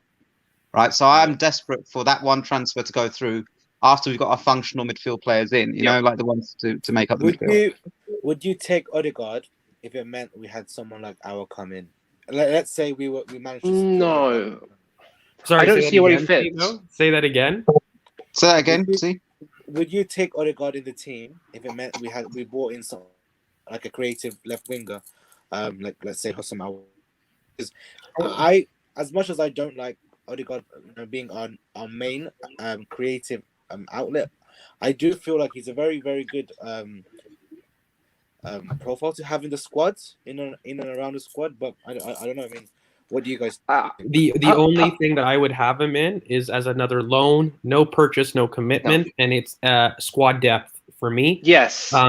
The reason that Houssam Aouar, I might as well get into it. He is my guy. Everybody in the chat knows I tried to remove my bias, but let's just get into it. Why not? Hold on, George. We're there. You don't have a monopoly on that guy, bro. I also am a massive fan. So there we go. I got a pal of the fan. But yeah, I think we all are. We all are here. Look, he future proofs the squad. Why I've initially wanted him. All my suggested targets on Twitter. I'm just going to go through my philosophy real quick. Is I want players not for a specific formation, but that can do both. Houssam Aouar fills that. He can play in a 4-2-3-1 as the creative left wing or pseudo 10 that I love, if you do follow me, or is a 4-3-3 left center mid 8. But all my other profiles that I've suggested are similar. They can play in a 4-3-3 or a 4-2-3-1 without sacrificing quality. They all are ball progressing powerhouses that carry through the thirds, and they're athletically built over the first 5 yards to be elite in a burst. This is common with every single one of my targets. Soumare, Rydal Baku, Houssam Aouar, they all carry the exact same traits that I've just mentioned. Ball carrying presences, elite over 5 yards, and multiple formations. So when we're talking about those guys, they're my favorites. And yeah, Houssam Aouar is definitely the pick. There's one person that I think we haven't mentioned that is probably my favorite suggestion of a signing we have available to us at the moment, which is Jack Grealish. And Jack Grealish, if we're talking pseudo 10 left wing, I think he is the elite version of that. I mean, if you're looking at James Madison, I think I would rather have Jack Relish with the profile he has in our squad right now. Yes, we need Edu in here to balance things out. You know that. Yeah. Where is Edu when we need the guy? Right, well, he could have come into this. We need to get him on here so he can actually tell us about this Jack Grealish story. Oh, for sure. For sure. Everyone knows that's my dream. In terms of the profile, when I talk about a creative left wing or a pseudo 10, he's in the dream category. He's in the elite category. But actually, I'm going to be controversial here. You can't do Aouar and Grealish together. Just the way they play. I agree with that. That's true. That's true. That's completely true. What you find is you're going to see a Saka Odegaard development where they're going to be competition for spaces and the instincts on the zones of the pitch. So actually, it's going to be an either-or situation for me. The brain says Aouar. The heart says Grealish/Sancho. But yes, that's definitely the role. And for me, a backup 10, my perfect for me would be Olise. But Olise is a good shout. I don't think he'd settle for being a backup 10 just because his potential is crazy. But I think he's the kind of CK. I like that because he's the kind of player that you could buy and still send out for a loan for a year to sort of gain experience, and we wouldn't have made a hit on our budget in that sense. Yeah, but I think he's so good that eventually he'll have a problem with sitting on the bench very soon. My perfect solution to myriad the two, because everyone keeps asking me and I've been searching, is Mathis Pereira from West Brom. He's actually slightly older. He's very good. He could fill the backup role perfectly, and I doubt he would cost too much. But again, I think that's like a future purchase. I don't know if we'll have enough funds to do so. The other name that has been thrown about, I think, has been Emiliano Buendia as well. I don't know what the guys think of that. I'm very much against it, but that is a name that people are throwing around. I think he's going to have the same sort of Odegaard syndrome. He's going to have that zonal overload into either the left or right, because people keep telling me, oh, you can play him on both sides. Well, yeah, he's going to be playing in that inside channel, and he's going to be taking up he's going to be taking up zones that are not appropriate for our system. It will be Odegaard, but not that severe. I have to admit, he is far better in transition than Odegaard. So yeah, and he's got a far better engine, and he's more two-way. But you're right, Curran. Ultimately, that's going to be a similar problem that we would have if you were to recruit his profile. Can I play massive devil's advocate? He has to come in here on this point because we were like after Bendia, and we were quite serious about him before Odegaard materialised, and we decided to go with that. Yeah. Z. Why would the coaching team? Let's just all play devil's advocate. Why would they look for him as a profile, as a serious candidate, if they didn't have a plan for him? Does that make sense? I mean, look, we could all have our own personal opinions on that. Coaching team at one point looked like they were looking at him quite seriously. Is there any ideas why they didn't pull the trigger? So this is where I think the signing of Odegaard was absolutely not thought out properly. It wasn't planned out well, and it ultimately was the worst profile we could have got for the kind of number 10 / creative winger that we've been looking at. And you could be saying that we're looking at someone like Jack Grealish. We're looking at someone like Hossam Awal, and Buendia also fits in that kind of player that we're looking at. And Buendia was the only available player in that transfer window. Where he could have played on either wing, or he could have fit in a central midfield position in probably a right or the left central midfield. But I'm not sure as to why they went for Odegaard in the end. As far as I'm aware, that Buendia was actually pushing for that move, and he would have dropped everything that he's done at Norwich just to get that move done. But they thought Odegaard, big name, big signing, let's go and just make the fans happy. They didn't. Which I don't like. I mean, no, you know what, mate? I'll play devil's advocate as the coaching for that. There was no tactical reason. I think it was purely business, and I think it was to keep the powder dry in case there was any deals in a COVID market in the summer. I actually think that's really it. I don't think there was a tactical reason for it, because you're right, Buendia, far more two-way and far better in the role of trying to fill in what we needed there. Yep. This is why I also think we're not going to go back in for Buendia this summer, because what we're looking at is, we have to get a number 1 or number 2 targets. And our number 1 and number 2 targets are very similar in terms of quality and in terms of profile as well. And once we start looking at our 3rd and 4th choices, the quality drops drastically. And we can't afford to do that this summer. So Z, you've been put on the spot there, bro. Marvin wants you to tell us what you think our number 1, number 2 targets are. I'll try to be very neutral here and pivot, because I'm sure Z wants to keep his cards close to his chest, and whatever he can, I'm sure he'll do that. But the one thing I'll say with Buendia is people are right that he can play on the left wing. I just want to quell some actually misconceptions. He actually grew up in Argentina playing left wing. I don't think people realize that was his initial position. But I will say his instincts are much more, he sees the pitch better, far more on the right. And we've seen that with Norwich. And so the fundamental reason why I've really never been onto Buendia, despite being a level below what I think of the profile, even though he's the same vein, is that he's mainly right-sided in his instincts. And so when I look at the Grealish and the Awars, I recruit very specifically because I think we lack creativity on that side. I don't think we need it on the right. We have Partey that's going to dominate that right half space channel, and I envision the creative void in a midfield on the left, very fundamentally. Unless Z, you want to tell us the targets, and I didn't do a good job pivoting, but no, I mean, to be fair, I've not been told the number 1 and number 2 targets. In that's set in stone. But when we've heard someone like Eddie Hogan, mention Jack Grealish, we are looking at players of that caliber and of that quality that operate the same positions in the pitch. So we have to say we are looking at players like Jack Grealish. We could possibly be looking for someone like Hossam Awal and possibly even someone like Jadon Sancho. I'm just putting it out there. I'm not saying that could happen. Well, you know what, but mate? The only reason I pivot and I know that you don't want to like commit to that is it makes sense, you know. And I struggle. I always try to tell people when you try to look at it, you know, I put my transfer thesis over 6 months ago on purpose because I wanted to show everybody that you don't need to necessarily have info to predict these profiles that we're going to go for. Just look at our team, what we're missing, and recruit to the best of that. And there's likely going to be us looking at those positions, and we've proven it with this recruitment ID. And I'm sure we're going to get into it. I don't know, CK, if you've got another last-minute question or anything. Just one thing I wanted to add. Just one thing I wanted to add before we move on to CK. So yeah, like I said, the left wing position, this creative player that we're looking at.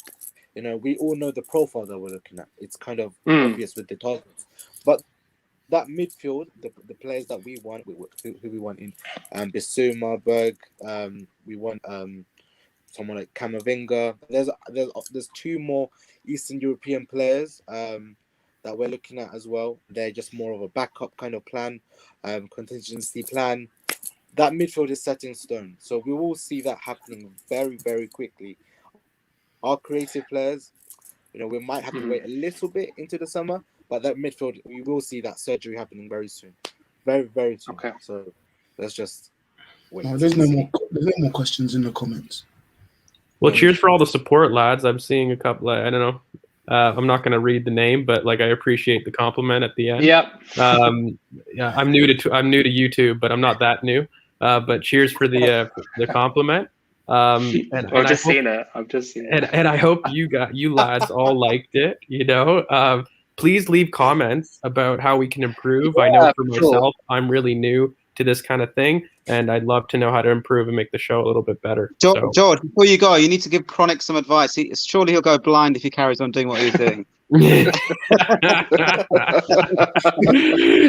I don't know. That's not my tell him to go to his local GP, bro, and get some sort of attention, all right? Or tell him to speak to his mum. Maybe if he's an Asian guy, he can get himself sorted out with an arranged marriage. Yeah, seriously. I don't know. That's not my area of expertise. Hey, Z, give us some advice, bro. Tell him to go and speak to his parents. If he's sure he can get an arranged marriage and stop him from doing that. All right. Awesome. So the only thing I'm going to do is I'm going to just before we wrap things up, kind of introduce what we're coming up in our next vodcast and what we're looking at, and just to kind of promote really quickly is we're looking at background changes, which I'm really excited to talk with Z about, and I'm sure Kura and CK and even Nom and anyone who else wants to join in. This is a really interesting episode to try to get yourself educated on what we've actually done in the last couple of years to set us up for this position. So many of the times I've been asked, hey, George, what do you see as the plan? Well, I'm going to tell you, there's tons of background changes that I've seen that have shown an idea and a sustainability for a long-term vision. Yeah, for sure. Very excited for it. It's going to be something that I'm very much looking forward to. Okay, so we talked about United. We talked about Arsenal. We're basically finished. There's going to be a game today, I think. Yeah, today, Chelsea, Leicester. What are your predictions? Wait, wants or predictions? Yeah, probably very, very different things. I mean, I'm just going to quickly look up the lineup so you guys just have a chat. I think it's going to be 2-1 Leicester. I actually think it's going to be 2-1 Leicester, and then Chelsea win the league game. I think Iheanacho will have a good game, and I think we surprised Tuchel enough to make him doubt himself a bit today, and those players were very arrogant against us. I'm looking at the lineups now. And they both look like 3-4-2-1s. The lineups are out. Yeah, that's a smart move. Okay, that's a smart move by Brett Rodgers. If it is that, and that's the case, and I'm going to take your words because I haven't been able to see the lineups. I'm looking at it now. I'm Leicester. Oddly, I think if it was the other way around and Leicester didn't match up, we would be singing a Chelsea win easily, to be honest with you. This, and CK, you're absolutely right, by the way. He has doubted himself, and it's evident in the post-match comments. He was very hurt, and it was very clear. So I think, actually, if Leicester can stick to our game plan, which they're very capable in their midfield, they got the great balance to do it. They have the people to be more clinical than us, unfortunately, but they do, to actually implement the plan a lot better. So Tuchel's lineup very defensive. No Pulisic. He's playing Rudiger. Do you want to read the lineups, Kern? Yeah, sure. So Chelsea started with. He's actually starting with Kepa. He's gone Rudiger, Thiago Silva, Aspie, and then he's gone Reece James on the right, Marcos Alonso on the left, and N'Golo Kante and Jorginho in the middle. And then he's gone Ziyech, Mount, and Werner. That's the starting 11. Guys, Rudiger's massive in that defense for them, you know? Massive. Because he Zuma being the weak point, he won't be. We would have been in trouble if Rudiger was playing because he's much better at carrying the ball and releasing the pressure. And he can use his left foot, unlike Zuma. Yeah. So I think that is a massive. I mean, I think going forward in the transfer window, he'll be looking at replicating some of those players because he doesn't have enough in the squad. Yeah, I don't know who asked if there's no back, but there is Marcos Alonso out there. No, I watch Chelsea a lot, and I just think Tuchel has probably bottled the team. Honestly, yep, I think he has this time around. I don't see where the goals are coming from apart from Mount. They're not. That's my fear was up top. And Mount, Ziyech, and who was the last? Werner. That's very unbalanced as a front three because Mount's going to drop in and try to progress because Jorginho's going to struggle. In terms of that, like Rudiger will come up, but you don't need that at this point. We need a focal point, and I don't know who's stopping the ball to release Werner. To be honest with you, probably Ziyech. I mean maybe. I mean with Leicester, I mean I'm looking at the line. It depends. Obviously, it depends how he puts them out at the beginning. Yeah, It looks very much like. I think it looks very much almost like a. I would say a 3-3-1-1-2 if it makes sense, or a 3-4-1-2 sort of hybrid. Because they've got Tielemans in. I don't think he's going to stay that far. They'll match us up, mate. They'll do 3-2-4-1 probably. Yeah. But read the lineup. So he's got Casper in goal, Fofana, Evans, and Soyuncu. He's got Castagne, Tielemans, Ndidi, and Thomas, and then he's got Perez and Iheanacho and Vardy. Okay, 100%, lads. Like it's our counter. It's going to be a 3-2-4-1 for sure, and he's matching up Tuchel, man for man. He's matching up Tuchel. I don't. The one area I would be worried as if I was a Leicester fan would be how is Perez going to be? Is Perez going to be able to get through the lines as easily? Personally, because Tuchel has gone central. He's gone Kante, Jorginho, Thiago Silva. So is he going to be able to? Is he going to be dominating the half space territory, or is he going to be going? Okay, I'm going to play as a pure 10, and I'm going to be playing in Iheanacho and Vardy. You cut out Mount. You cut out Chelsea's thrust with this team that they've selected. So he's key. I don't know. I mean, the one thing that worries me with Chelsea is I see a lot of width players.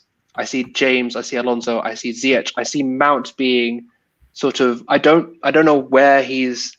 I don't know how he's going to pick up the ball and run as easily as he would usually in this Chelsea team. I don't think he has the. I think he's going to get outmanned personally. I think he's going to get bossed. I think if Leicester sets up the same way they Arsenal set up against Chelsea, that is going to be huge. For the difference, yeah. I can't see the team score. The difference sorry, go on. No, I was saying that Chelsea team already struggles to create clear-cut chances as it is, and then they have finishers such as Werner, and I think that's it within the team that can't score many goals. So I still don't. I don't get the. I don't get the dropping of Pulisic unless there's an injury.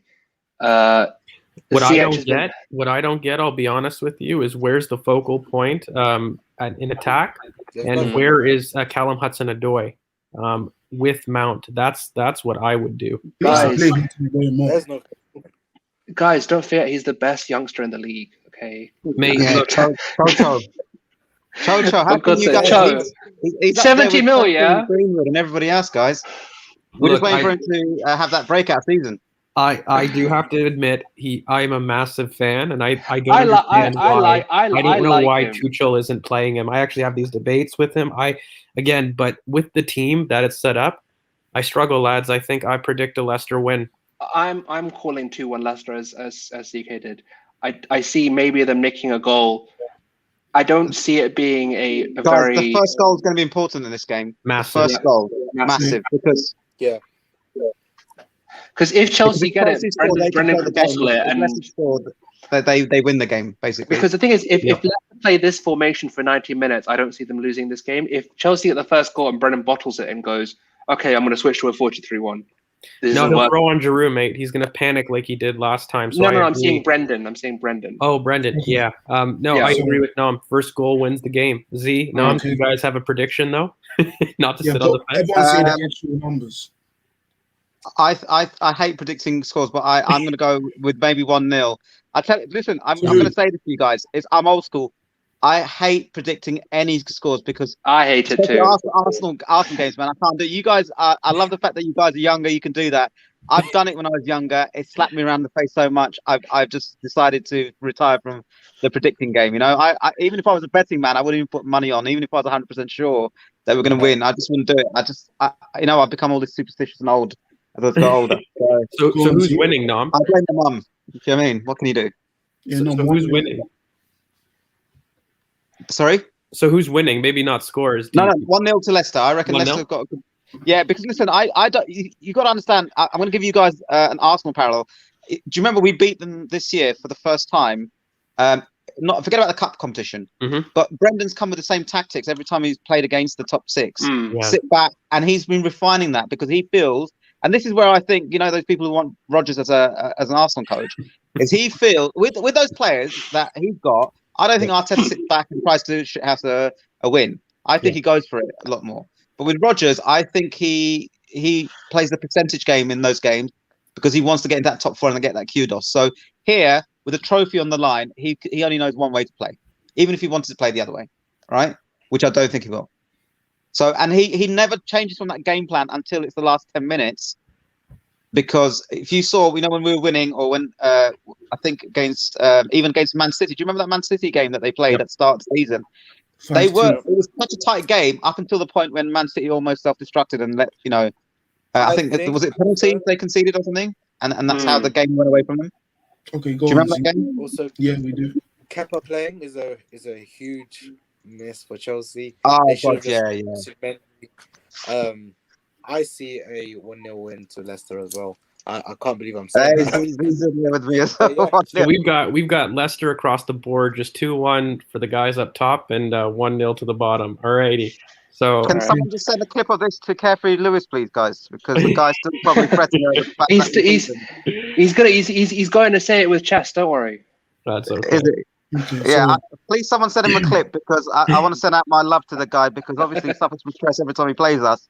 I don't know what we've done to him in a previous life. Maybe, I don't know, we sort of haunt him in his nightmares and he just doesn't know how to sort of deal with it, Someone send him a tea bag, chamomile tea or something, help him sleep better at night. I think that we should wrap it up now. It's getting I want to watch this game, Yeah, so it's been a good show in my opinion. Yeah, me too. I appreciate everyone who's managed to stop in. I hope you can. Sorry, guys, coming in late. I wasn't sure if it was going ahead, but I'm glad I did. I had. Yeah, it's been a good laugh. No, cheers, mate. Thank you so much. I was just going to say, thank you so much to Nom for coming on. I hope you guys all enjoyed. We're going to have more people coming on to these YouTube lives as well, just to change up the faces. But great show as always. And I just do want to kind of let you guys know a quick preview again. The upcoming vodcast in our episode 2 is going to focus again on those background structure changes. So please look forward to that. Really excited. Next week, we'll definitely release them. And I'm with the other lads. I want to watch this game. So thanks for coming in. Thanks for coming in. Like, subscribe, and comment. Right. Peace out, everybody. Right? Peace out. All right. Cheers, lads. Thank you for everything. Thanks. All right. Take care. Bye. All right, man.